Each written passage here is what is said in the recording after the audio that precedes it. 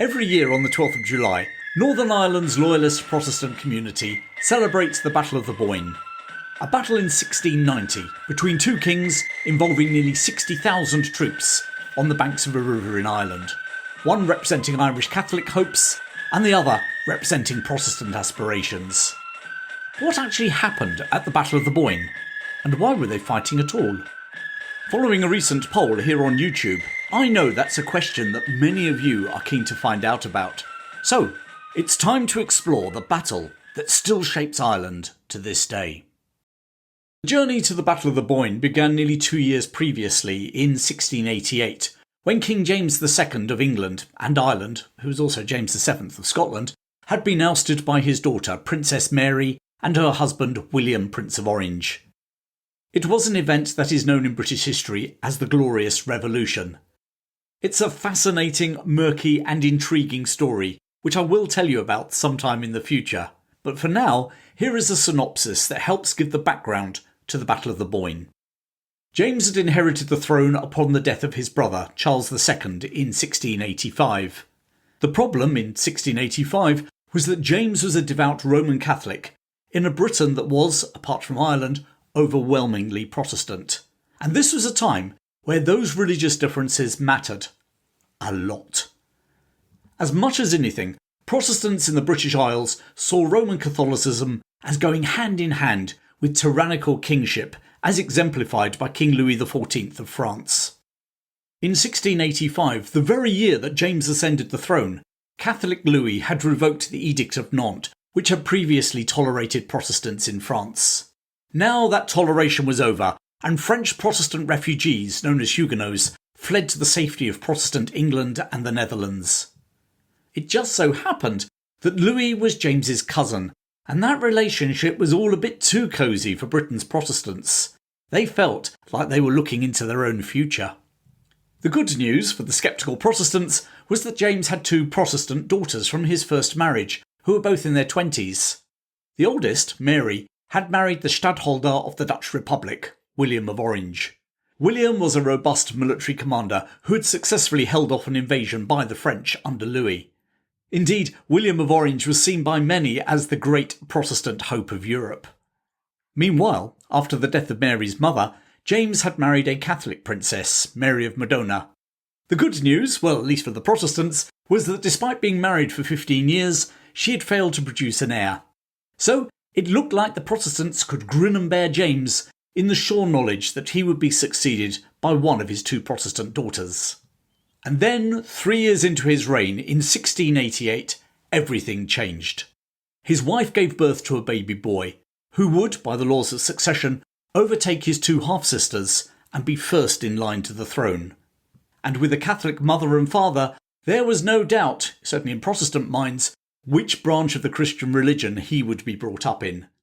The kingdoms of England, Scotland and Ireland were looking at a Catholic dynasty, with all the tyrannical rule, not least ignoring Parliament, that would entail.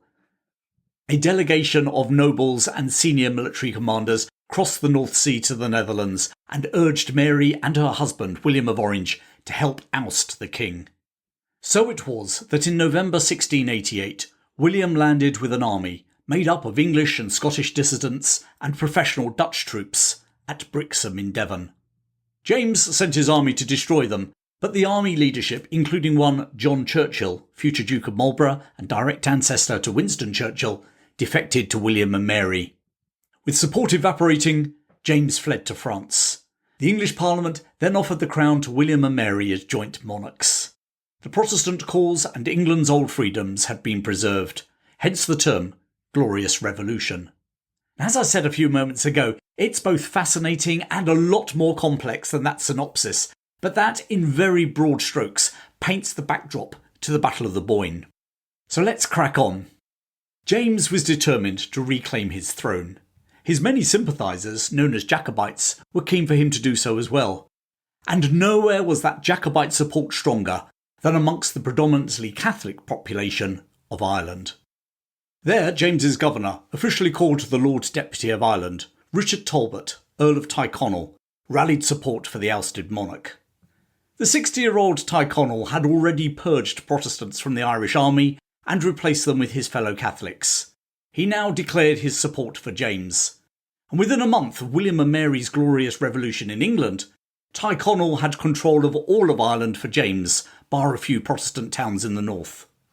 Now, it's easy to look at the Battle of the Boyne through a sectarian sense of Catholics versus Protestants, and indeed that certainly was a very real part of the equation, both then and now.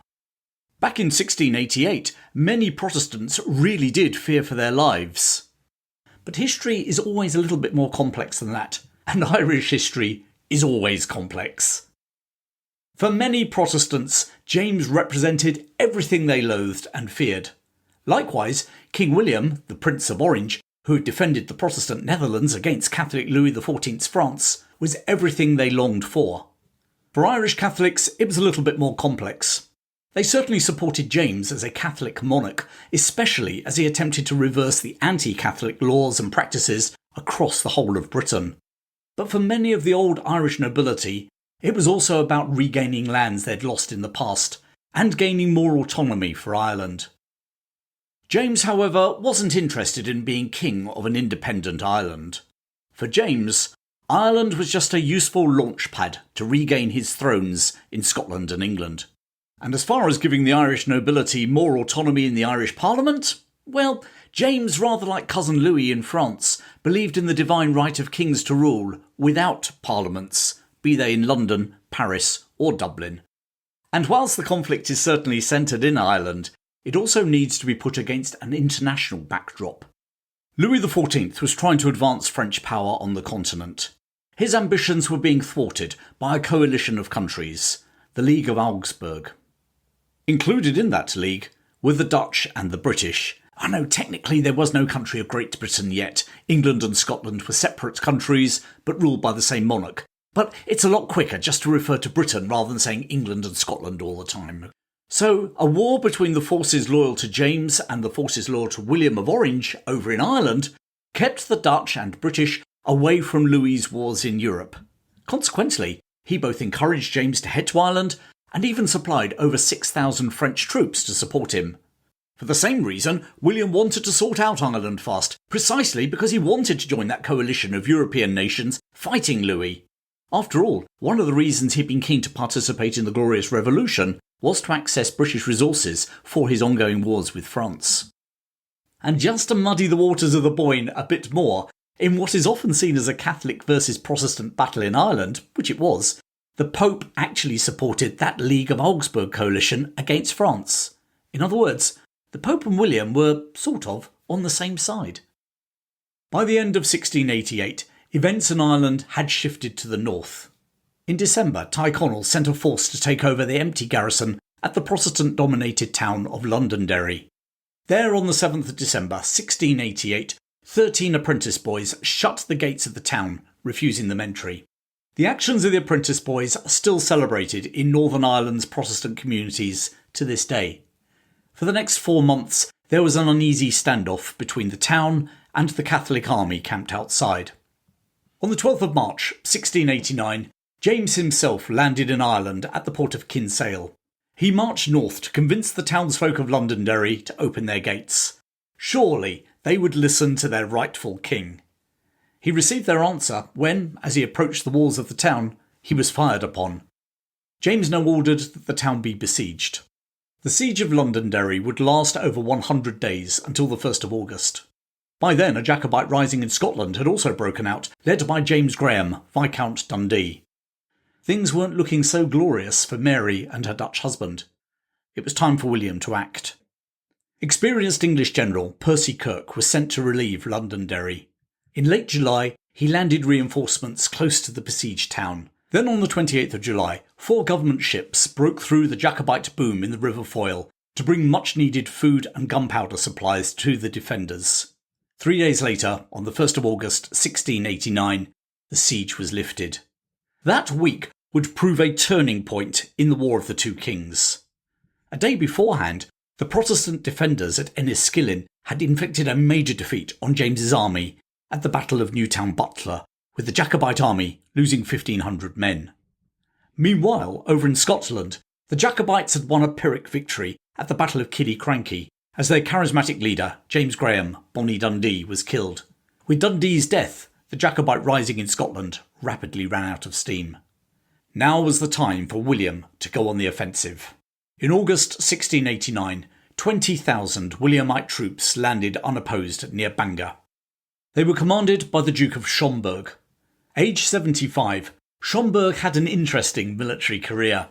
This German Protestant had ended up serving in the French army and being made a Marshal of France by none other than Louis XIV himself.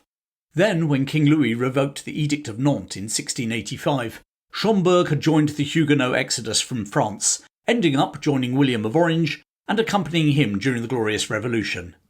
So, here we have a former French general leading an army against James II, who was being supported by French troops sent by his cousin, the very same cousin who had made Schomberg a Marshal of France. By the end of August, Schomberg had captured Carrickfergus. He then set out to capture Dublin, but by the time he reached Dundalk in early September, he had become increasingly concerned with his chaotic supply system and decided to halt. And he was right to be concerned. His army lacked tents, food, coal and clothing, and 6,000 of his men died from disease. Spring 1690 found William reviewing the situation. His father-in-law, King James, still controlled most of Ireland, and Schomberg's army had been reduced by over a quarter without any significant fighting. Meanwhile, Louis was having a successful campaign on the continent, with little opposition from the Dutch, or the English, or the Scots. Whilst William was itching to get stuck in against Louis, the English Parliament refused to fund any continental campaign until their king had banished James from Ireland. He was left with no choice but to personally take control in Ireland. On the 14th of June 1690, William arrived in Belfast Lough with a fleet of 300 ships, containing 31,000 troops. Joining Schomberg, he started to march on Dublin. To prevent that advance, James decided to make a stand just outside the town of Drogheda along the banks of the River Boyne. The stage was set for an epic battle. On the 29th of June, William reached the Boyne. He established his camp on the high ground north of the river, behind the village of Tullyallen. James, meanwhile, had established his camp at the village of Donore, about 2 miles south of the crossing at Oldbridge. The following day, William decided to conduct a reconnaissance of the potential river crossings in person. It was now that he almost met with disaster, and history could have been very different. As he moved along the riverbank, the Jacobite artillery opened fire on him. One of his aides was killed, and then William fell from his horse. A cannonball had ricocheted off the bank and hit him in the left shoulder. His troops rushed him back to their encampment, and news quickly spread through his army. I wonder what was going through the minds of those soldiers. Stuck deep inside Ireland, opposite an army numbering nearly 25,000, and now with their commander lying mortally wounded in a tent. But whatever misgivings they were having suddenly evaporated when William appeared, riding his horse among his men. Amazingly, he had been merely badly bruised, and was, as his men could see, very much alive. And the next day, he would lead his men against James and his Jacobite army. William had a significant numerical advantage, 36,000 to 23,500. His army was also far more experienced, containing seasoned fighters from the European wars, including 7,000 Danish infantry, 3,000 French Huguenots, and 6,000 Dutch infantry, including the elite Blue Guards. Just over half his army was Scots, English and Irish Protestants. But apart from the latter, they were unproven in battle, and William was still suspicious of their loyalties. After all, just 3 years previously, they had been serving King James. He was more convinced of the Irish Protestants, who had already proved themselves defeating the Jacobites outside Enniskillen. Meanwhile, James's army were both outnumbered, poorly armed and poorly trained. Despite having 6,000 French soldiers in his army, the Irish troops, raised by Tyrconnell, were more levies than professional soldiers. Many present at the Battle of the Boyne were armed with scythes and other farming implements. Those who were armed tended to have older matchlock muskets, whereas William's soldiers were armed with the latest flintlock muskets. James also only possessed 16 cannon to William's 30. Possibly the only area where there was any sort of parity was in cavalry. The Jacobite horsemen were drawn from the dispossessed Irish Catholic gentry and hence were experienced riders. Many had been trained to fight in the saddle from childhood, and they were to play an invaluable role in the battle. The morning of the 1st of July, 1690. At about 6 a.m, William dispatched 10,000 men, nearly a quarter of his army, upriver to cross the Boyne and threaten the flank of James's army. This right wing was commanded by Meinhard Schomberg, the 49-year-old son of William's trusted general. Like his father, Meinhard had also served in the French army until Louis XIV had turned on his Protestant subjects. After a brief period fighting in Germany, he too had ended up joining William as he landed in England in 1688. Advancing in thick mist, Meinhard decided to ford the river close to Roughgrange, about 6 miles from William's position. His crossing was opposed by a party of Jacobite dragoons commanded by Neil O'Neill. However, after half an hour and completely outnumbered, O'Neill, who was gravely wounded, ordered his men to fall back. By now, James had been made aware of Meinhard's crossing. The problem for the Stuart king was that, due to the fog, he wasn't actually sure how many men were trying to cross the river.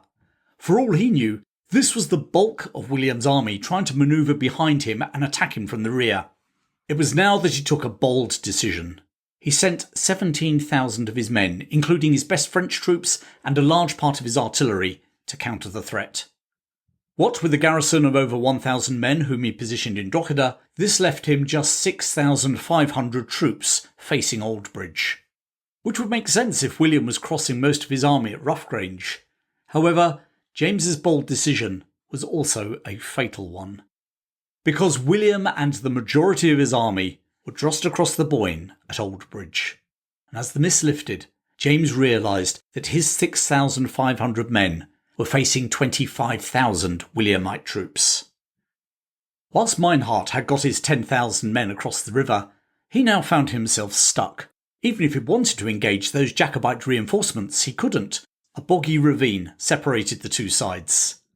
The standoff at Roughgrange would last all morning, and descended into an artillery duel, and not a very effective one at that.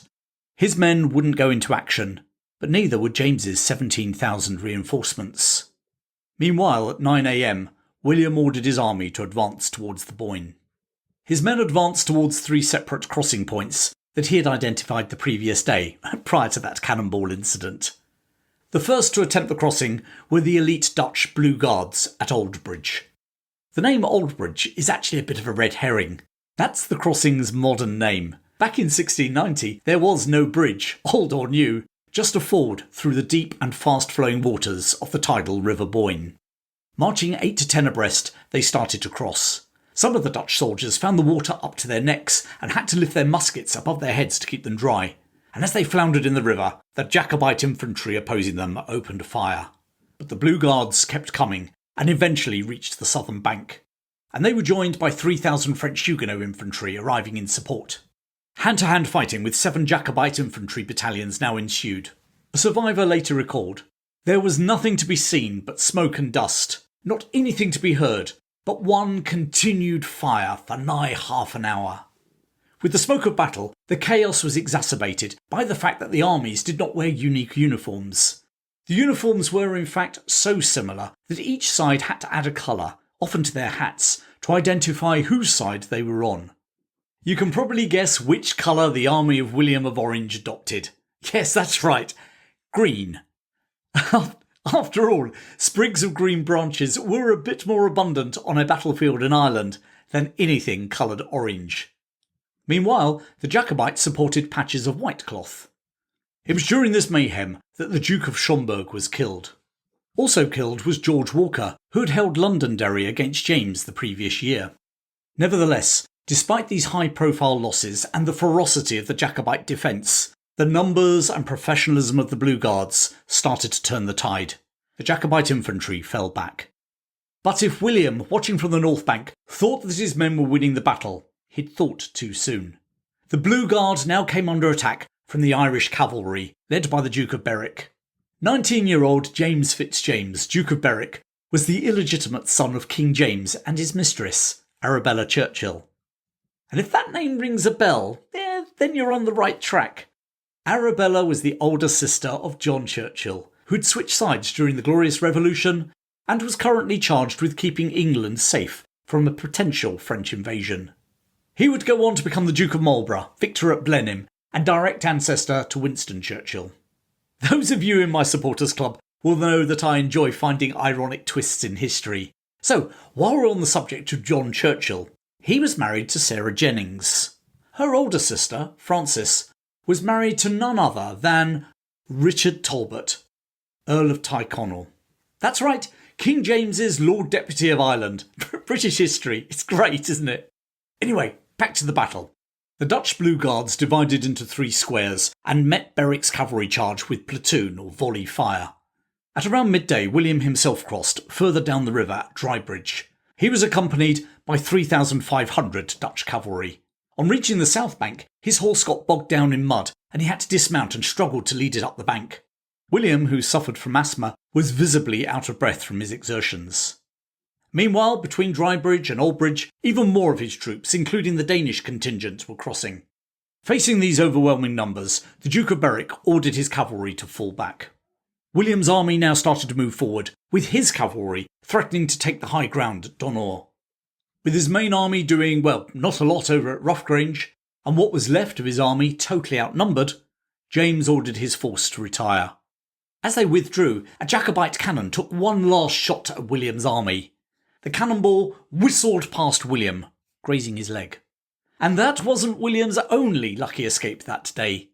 In this closing stage of the battle, with the only identifiers being green sprigs and bits of white cloth, one of William's own men rushed at him with his pistol cocked. It was only when the king shouted, probably in a heavy Dutch accent, "What? Are you angry with your friends?" that the red mist seemed to clear from his would-be assailant. Meanwhile, the Jacobite army retired in good order, protected by their cavalry. Once more those horsemen proved their worth, holding William's troops at bay and preventing a rout. And it's often forgotten that at this time in history, many armies lost more men in flight than in the battle itself. But thanks to the Jacobite cavalry, that didn't happen here, and James was able to withdraw his men across the bridge over the River Nanny at Dunleek. Behind him on the battlefield lay 2,000 dead. 500 from William's army, 1,500 from his own Jacobites. Many more, especially in William's force, were wounded. Nevertheless, for a battle to which so much importance is attached in Ireland, 2,000 dead from 60,000 participants is a pretty low casualty rate, something like 3%. So not bloody by the standards of the day, nor was the Battle of the Boyne decisive. James was able to leave the field in good order and with most of his army intact. James withdrew his army west of the River Shannon, and William entered Dublin unopposed. The war in Ireland was far from over. But in the meantime, William had something else to be worried about. The day before his victory at the Battle of the Boyne, a joint Dutch and Royal Navy fleet had been defeated by the French at the Battle of Beachy Head. The French had control of the English Channel. Maybe they could send more troops to Ireland. Or maybe they would invade England itself. James, whose aim was never about Irish freedom, but recovering the crowns of Scotland and England, suddenly sailed for France to lobby cousin Louis to invade England. Or maybe he'd just lost his nerve. Who knows? He was never to return, but his Jacobite soldiers would nevertheless fight on for well over a year. So, why is the Battle of the Boyne celebrated by the Protestant community in Northern Ireland? And why is it celebrated on the 12th of July, when the battle was on the 1st? Well, initially it wasn't celebrated.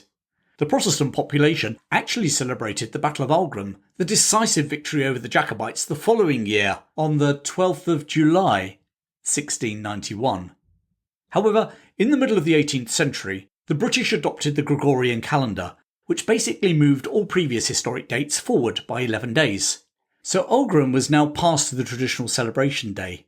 But the Battle of the Boyne, moving forward 11 days, coincided with the celebration instead. And there's another reason why the Boyne came to be so important.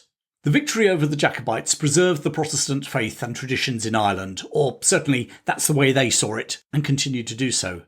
That tradition is personified in William of Orange and the Glorious Revolution. Whilst William was not at the Battle of Aldgrim, he was at the Battle of the Boyne. Naturally, the Catholic population in Ireland didn't see the Boyne as a celebration. And the battle, or at least what it stands for, continues to shape Ireland to this day. And what about the Jacobites? Well, their story is far from over. They would attempt further risings across Britain for decades to come, the final one led by Bonnie Prince Charlie. And I will tell you those further stories of the Jacobites in the future.